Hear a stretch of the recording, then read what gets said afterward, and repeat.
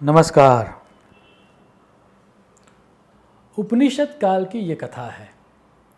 नारद जी एक दफ़े घूमते घूमते सरस्वती तट पर एक आश्रम में पहुंचते हैं। वो आश्रम मैत्रेय नाम के एक ऋषि का था। अब मैत्रेय ऋषि की जो मेथड थी सुख की या जीवन की, वो बहुत ही यूनिक थी। उनका मानना था कि ईश्वर या परमात्मा की प्राप्ति किए बगैर ही जीवन में सुख शांति हो सकती है। हमें किसी की भी आवश्यकता नहीं है, ना ही हमें ध्यान करने की आवश्यकता है, ना ही हमें पाठ पूजा करने की आवश्यकता है, ना ही हमें होम हवन इत्यादि करना चाहिए। हम सिर्फ सोच के या फिर हम जैसे हैं वैसे ही रहकर भी सुख शांति प्राप्त कर सकते हैं, दुख मुक्ति को प्राप्त कर सकते हैं। अब ये यूनिक सिद्धांत होने के कारण उनके आसपास जो शिष्यगण थे वो भी बहुत इंटेलेक्चुअल क्रिएट हो चुके थे। अब हुआ यूँ, नारद जी की तो अपनी एक स्टाइल है, वो नारायण नारायण बोलते बोलते आश्रम में प्रवेश करते हैं। तभी मैत्रेय जी का एक प्रवचन भी चल रहा था, तो बहुत सारे शिष्यगण उनको रोकने का प्रयास करते हैं। बहुत सारे शिष्यगण तो इशारों में ये भी बोलते हैं कि चुप रहो, बोलने की आवश्यकता नहीं है। लेकिन नारद जी को कौन रोक सकता है। सो नारद जी पहुंच जाते हैं मैत्रेय जी के पास। नारद जी को देखकर मैत्रेय जी अपना जो प्रवचन होता है वहीं पर रुक लेते हैं, उनका अभिवादन करते हैं और सभी शिष्यों को विदा करते हैं। जैसे ही सभी शिष्य चले जाते हैं, मैत्रेय जी खड़े होकर नारद जी के पैर पकड़ लेते हैं और वो रो पड़ते हैं। और वो कहते हैं नारद जी से कि मुझे सहाय कीजिए, मैं स्टक हो चुका हूँ। मैं बातें तो करता हूँ कि आत्मा या परमात्मा की आवश्यकता नहीं है, ध्यान की आवश्यकता भी नहीं है। मेरी जितनी बातें हैं वो सब लॉजिकल भी है, उसका खंडन नहीं किया जा सकता तर्क से। मैं शिष्यों को भी समझाता हूँ, मैं खुद भी वो बातें समझता हूँ, लेकिन फिर भी जीवन में जो सुख होना चाहिए, जीवन में जो शांति होनी चाहिए, जीवन में जो आश्वस्तता होनी चाहिए, वो नहीं आ रही है। मैं क्या करूँ। नारद जी उनके सामने देखते हैं और कहते हैं कि अभी तो मैं थोड़ा जल्दी में हूँ, लेकिन कुछ ही दिनों में मैं आपके पास आऊँगा और आपके प्रश्नों का उत्तर दूँगा। एक सप्ताह के भीतर ही नारद जी वापस मैत्रेय जी के आश्रम पर आते हैं। लेकिन इस दफ़े जब वो आते हैं तब उनके साथ एक नवयुवती थी। वो आश्रम में आते हैं, सब शिष्य चले जाते हैं। उसके बाद नारद जी मैत्रेय जी को बोलते हैं कि मुझे पता है कि आपके प्रश्न का मुझे उत्तर देना है, लेकिन सबसे पहले आप इस नवयुवती का प्रश्न जो है उसका समाधान कीजिए। अब इसका प्रश्न जो है वो है विवाह के बारे में, और मैं ठहरा बाल ब्रह्मचारी, लेकिन आप तो गृहस्थ सन्यासी हो। तो मेरी सलाह है कि आप इस नवयुवती के प्रश्न का उत्तर दीजिए, फिर हम आराम से बात करेंगे।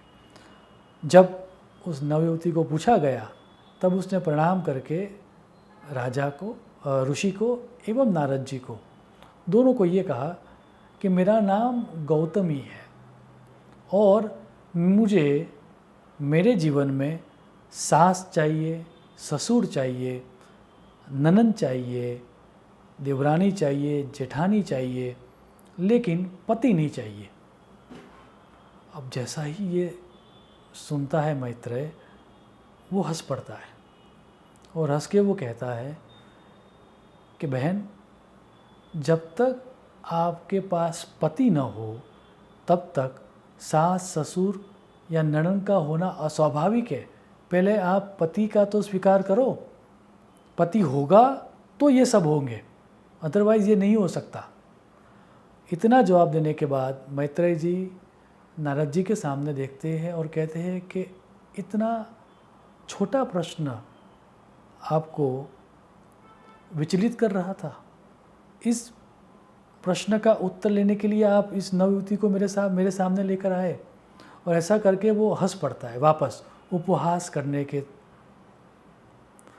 लेकिन जैसे ही वो हंसता है, नारद जी और ज़ोर से चिल्लाते हैं और ज़ोर से हंसते हैं और वो कहते हैं कि मैत्रेय, तेरी भी अवस्था ऐसी ही नहीं है। तुझे भी जीवन में सुख चाहिए, तुझे भी जीवन में शांति चाहिए, तुझे भी जीवन में आश्वस्तता चाहिए, लेकिन ईश्वर नहीं चाहिए। जब तक ईश्वर ना हो जीवन में, तब तक सुख शांति का मिलना अस्वाभाविक है, वो मिल ही नहीं सकता। और ईश्वर प्राप्ति के ध्यान, योग, भजन, यज्ञ, जप, ये सब साधन है। साधन होगा तो साध्य मिलेगा, और साध्य मिलेगा तो ही तो सिद्धि मिलेगी। शास्त्र कहता है कि इतनी ही बात समझकर मैत्रेय को समझ में आ जाती है ये बात, और तत्क्षण उसको ईश्वर की प्राप्ति हो जाती है। ये कथा बहुत सारे आयामों को हमारे सामने पेश करके जाती है। हम सब की मान्यता ऐसी ही होती है कि ये पाठ पूजा इत्यादि चीज़ों की आवश्यकता क्या है, ये मंत्र जाप की आवश्यकता क्या है, ईश्वर को मानने की आवश्यकता क्या है। ये पूरी जो चर्चा है, ये पूरी जो स्टोरी है, वो स्पष्ट समझ में आ जाए, उसके लिए श्वेताश्वतर उपनिषद में एक श्लोक दिया गया है। श्लोक कहता है, यदा चम्रवद आकाशम यिष्यन्ति मानवाः तदा देवम अविज्ञाय दुःखस्यान्तो भविष्यति। अर्थात जब हम लोग पूरे आकाश को चमड़े की भांति या फिर वस्त्र की भांति हमारे आसपास लपेट सकेंगे, तभी हम ईश्वर को जाने बगैर दुख प्राप्ति को प्राप्त कर पाएंगे। जैसा कि हम सबको पता है कि आकाश बहुत बड़ा है, उसको हम वस्त्र की भांति हमारे आसपास लिपट सकते ही नहीं है, आवृत कर ही नहीं सकते। वो तत्व इतना विराट है आकाश तत्व कि हमारे आसपास है, लेकिन पूरे आकाश को हम वस्त्र की भांति नहीं ओढ़ सकते। वैसे ही ईश्वर को जाने बगैर दुख मुक्ति पॉसिबल नहीं है, ऐसा उपनिषद कहता है। पूरी चर्चा को हम समझ पाए, वैसा ही एक आधुनिक सूत्र पश्चिम के विद्वान पास्कल ने भी दिया था। वो विधान कहकर मैं मेरी वाणी को विराम दूंगा। पास्कल का आप कोट देखें, happiness is neither within us nor without us, it is a union of ourselves with the god. शुभम भवतु। प्रणाम।